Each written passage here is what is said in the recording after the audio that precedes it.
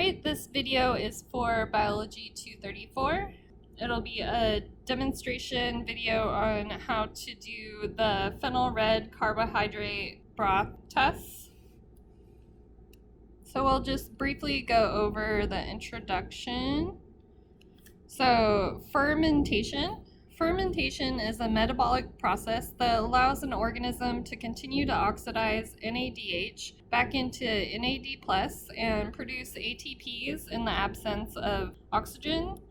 In fermentation, organic compounds are used as the final electron acceptors of the metabolic pathway.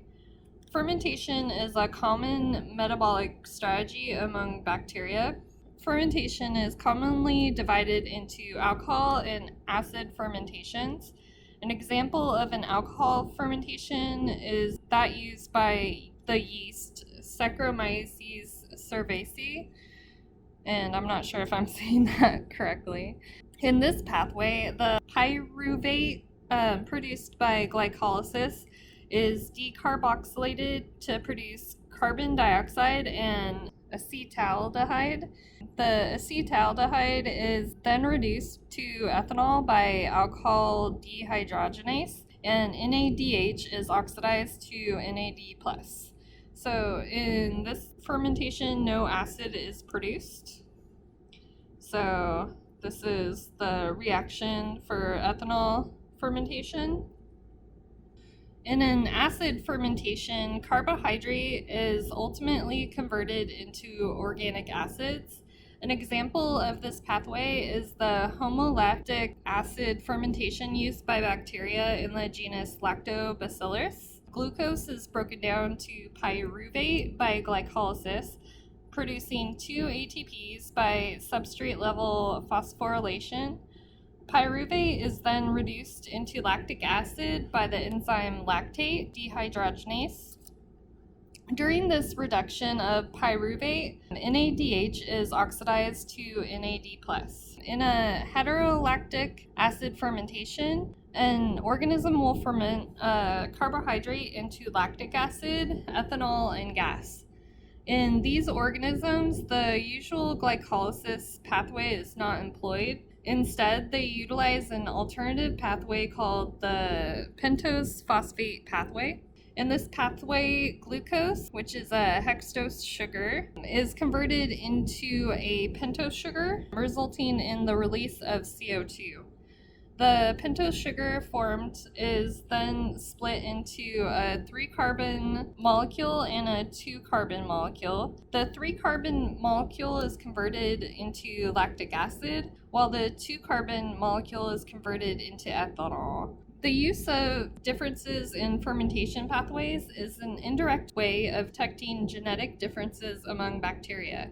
Different species and strains of bacteria, due to their genetic makeup, do not necessarily utilize the same types of carbohydrates, nor utilize them in the same way. Phenol red carbohydrate broth. These differential broths contain a sugar such as glucose, lactose, sucrose, or mannitol, and phenol red, which is a pH indicator that turns from red to yellow in the presence of acid. Within each larger tube is a smaller upside-down tube, which is called a Durham tube.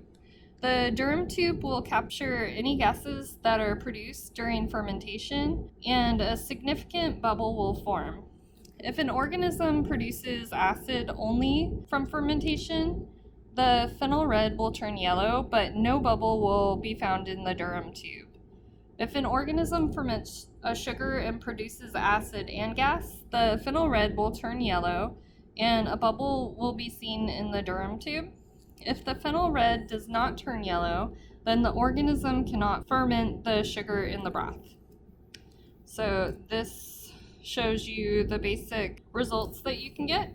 So you may not see any change in color, so that means that it can't ferment the sugar, or you could see a change in color, and then you either will or will not see a bubble in the Durham tube that signifies that it produced gas.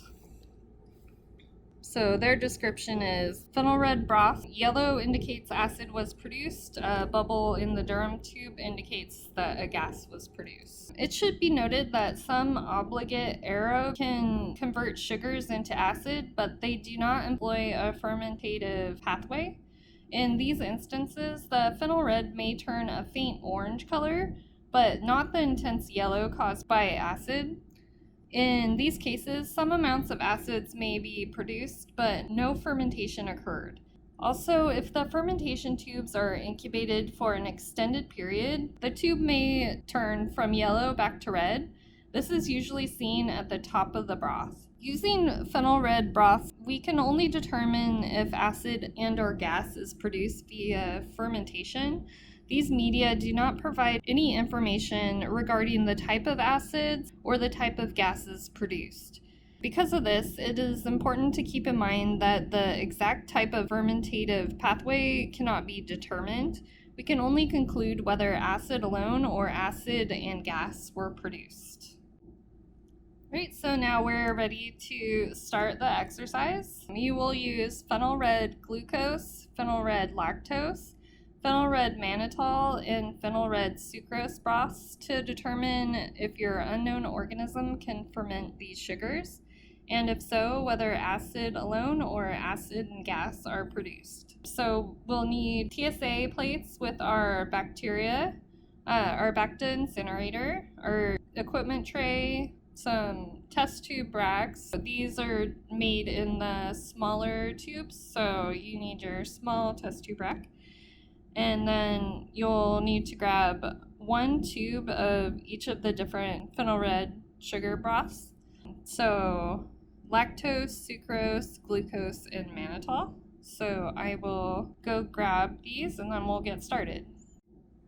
So before we grab our tubes, they all look exactly the same. So I'm going to create labels that I can attach as soon as I grab my tubes. So we will be doing both the E. coli and the staph epi as we have in the other tests. PR for phenol red and lactose. Phenol red sucrose. Phenol red glucose.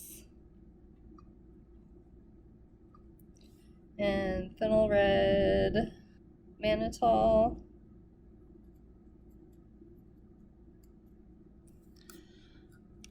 And then I will do, so E. coli, and then the date, or no, and my initials.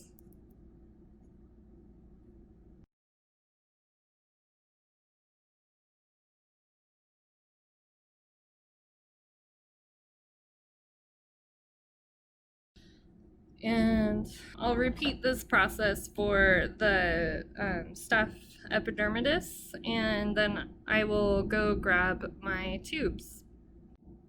Alright, so I have all my labels ready, and so I will go grab my tubes and attach the labels to the appropriate tubes, and we'll get started.